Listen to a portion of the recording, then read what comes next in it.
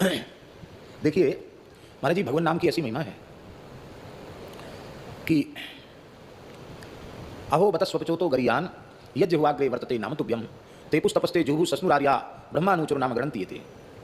भले ही उस व्यक्ति का जन्म चांडाल कुल में ही क्यों न हुआ हो, यदि वह भगवान का शरणागत समर्पित भक्त है, उसकी जिह्वा के अग्रभाग पर भगवान नाम का नर्तन होता रहता है।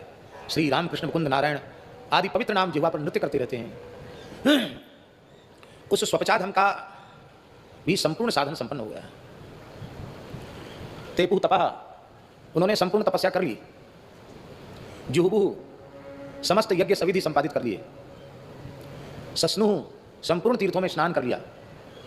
ब्रह्मान ऊचुहु, समस्त वेदों का सस्वर पारायण कर लिया। किन्होंने? नाम ग्रंथीय थे, जो आपके नामों का संकीर्तन करते हैं। अब यहाँ महाराज जी विचार की बात यह है कि तप का अधिकार भी सबको नहीं है शास्त्र की व्यवस्था के अनुसार, यज्ञाधिकार भी सबको नहीं है। बड़ी सूक्ष्मता से विचार करें तो तीर्थाधिकार भी सबको नहीं है।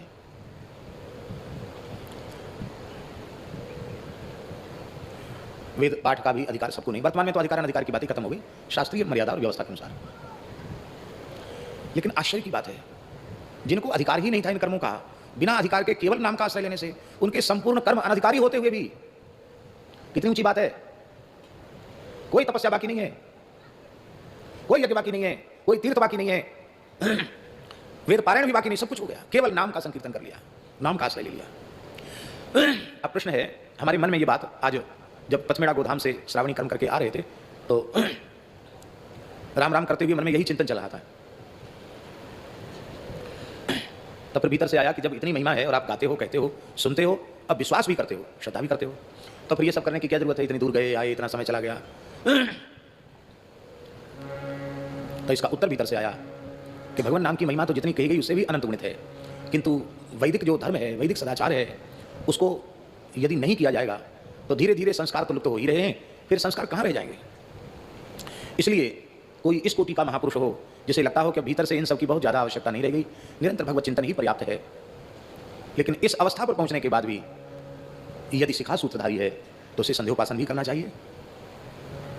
उसे समस्त वैदिक धर्मों का जहाँ तक हो सके अत्यंत श्रद्धापूर्वक उसका निर्वहन भी करना चाहिए। नहीं करेगा तो फिर लोक संग्रह के लिए भी नहीं करेगा तो उससे दूसरे लोगों पर क्या प्रभाव पड़ेगा। आपको पता है ऋषि पंचमी व्रत सर्वथा विलुप्त हो चुका था, कुछ माताओं में सुरक्षित था।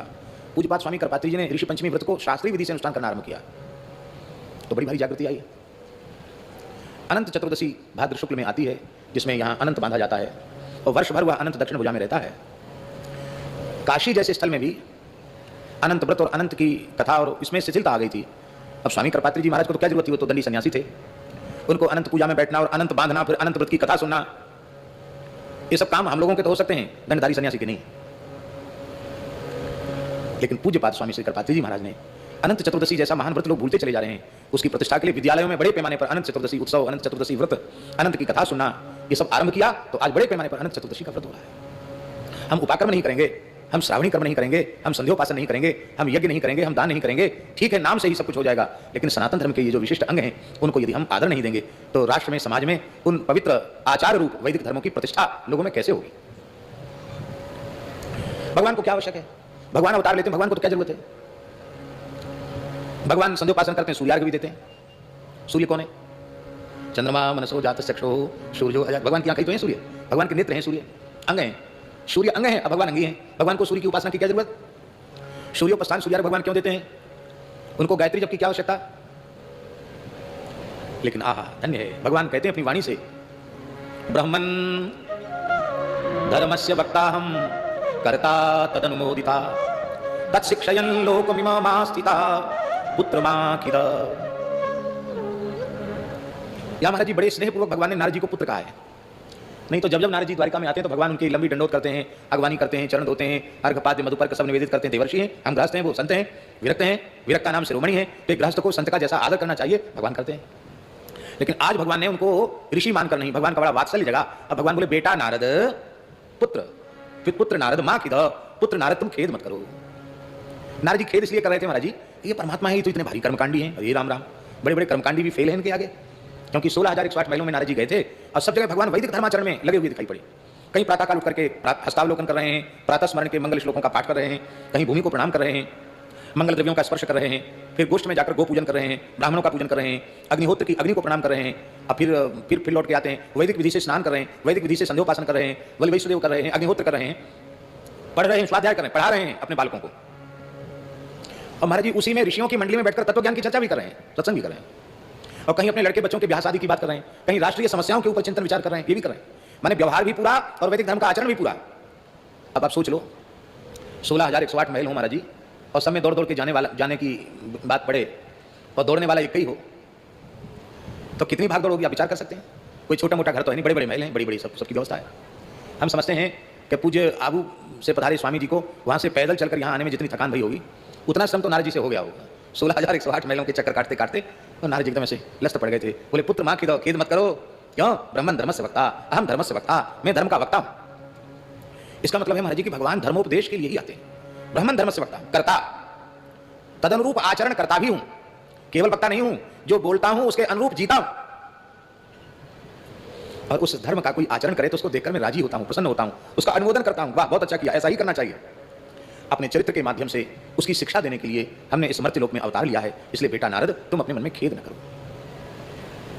एक महात्मा थे परम पूज्य ब्रह्मचारी श्री रामधारी जी महाराज, हमने दर्शन नहीं किया उनका, उनकी चित्र छवि का दर्शन किया है। शुक तीर्थ में विराजते थे। वर्तमान में जो हनुमत धाम वाले ब्रह्मचारी जी हैं परम पूज्य श्री केशवानंद सरस्वती जी, उनके पूज्य गुरुदेव, बाद में संन्यास उन्होंने जगतगुरु शंकराचार्य जी से लिया। बड़े अद्भुत महापुरुष थे रामधारी जी महाराज। गुफा थी उनकी, 20-20 घंटे एक आसन से बैठते थे महाराज जी, 20 घंटे सिद्धासन में बैठना, 20 घंटे पद्मासन में बैठना, यदि गोमुखासन में बैठ गए तो 20 घंटे गोमुखासन में बैठना, अब वज्रासन में बैठ गए तो 20 घंटे वज्रासन, जिस आसन में बैठ गए फिर उसको बदलते नहीं थे। आसन जय था उनको, प्राण जय था। लंबे समय तक केवल गोघृत और शहद, उसी का शास्त्रीय विधि से सेवन करके उनका जीवन चला। कुछ भी नहीं लेते थे, केवल घृत, वो भी अल्प मात्रा में, और घृत और शहद बराबर नहीं लिए जाते हैं, तो उस पद्धति से उसके अनुपात के अनुसार थोड़ा शहद लेते। बड़ा कठोर साधन किया है, योगी थे वो, योगाभ्यास परायण थे। अब वृद्धावस्था तो सब पे आती है, चाहे योगी हो चाहे कोई, योगियों पर थोड़ा विलंब से आती है। वृद्धावस्था आई, थोड़ा सा शरीर उनका अस्वस्थ हुआ, डॉक्टरों ने कहा कि इनको चिकित्सालय में भर्ती कराने की आवश्यकता है। अब महाराज जी उनका शौचाचार, उनकी मर्यादाएं बहुत ब्रह्मचारी जी की। डॉक्टर बड़े श्रद्धालु थे। एक कक्ष को पूरे को गोबर गोमूत्र से छिड़काव किया गया, जल से धुलाया, गंगा जल का छिड़काव किया, नया तखत, नई चौकी, नया कंबल, क्यों वो फोम पर नहीं बैठते थे, उस पर सारी व्यवस्था उनके आचार विचार के अनुरूप व्यवस्था की गई। पर शरीर इस स्थिति में था कि उनको वो शौच भी अपने आप नहीं जा सकते थे, उनको सहारे की जरूरत पड़ती थी, हाथ में भी कुछ पीड़ा थी, ठीक से शुद्धि भी नहीं कर सकते थे। तो उनके जो शिष्य थे, अभी जो ब्रह्मचारी जी, यही ब्रह्मचारी जी की व्यवस्था थी, तो वो सब शुद्धि करते थे उनकी। तो शुद्धि करते, अशुद्धि के बाद, शौच के बाद जो शुद्धि की जाती है, और इसके बाद महाराज जी वो मिट्टी मंगाते, तो इस हाथ में इतने बार, फिर इसको धोना, फिर इस हाथ में इतनी बार, फिर दोनों हाथों की इतनी बार, फिर पैर तक हाथ, पैर में मिट्टी लगाओ। दुनिया भर की मिट्टी और पानी वहाँ हॉस्पिटल के कक्ष में तब रखा जाता, तो उसमें सब करते। तो एक दिन ब्रह्मचारी जी ने उनसे हाथ जोड़कर कहा, सुना गुरु जी क्षमा करना अपराध, जिज्ञासा है क्या? आप तो एक तो आप अस्वस्थ हैं, फिर आप वृद्ध हैं, रुग्ण हैं, और आप तो मल का स्पर्श ही नहीं करते, तो इतनी मिट्टी, इतना पानी, इतनी बार कुल्ला, ये सब क्यों करते हैं? तो उन्होंने कहा कि ये शरीर तो नाशवान है, ये तो चला जाएगा, लेकिन कभी तुम लोग भी कभी वृद्ध या अस्वस्थ होगे तो तुमको याद आएगा कि एक महात्मा ऐसा था कि उस अवस्था में भी उसने अपने आचार का त्याग नहीं किया, तो तुम कुछ तो कम से कम शौचाचार का पालन करोगे। हम यहाँ कुछ नहीं करेंगे तो तुम तो एकदम म्लेच्छ हो जाओगे।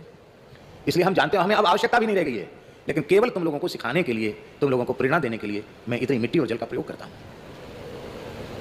शास्त्री जी, आचार प्रथमो धर्म और आचार प्रभवो धर्म। आपको सांग वेद का ज्ञान है, बहुत अच्छे पंडित हैं आप, विद्वान हैं, वक्ता हैं, पोथी पत्रा भी लिख सकते हैं आप, तमाम पुस्तकें लिख सकते हैं, सब कुछ आपके पास है। पर यदि आप स्वयं आचारहीन हैं तो आचारहीनम न पुनन्ति वेदाः, आचारहीन व्यक्ति को वेद भी पवित्र नहीं कर सकते हैं। कचेरी राम राम वेद की ऋचाएं साक्षात भगवान का रूप में पवित्र नहीं कर पाएंगे। बोले देखो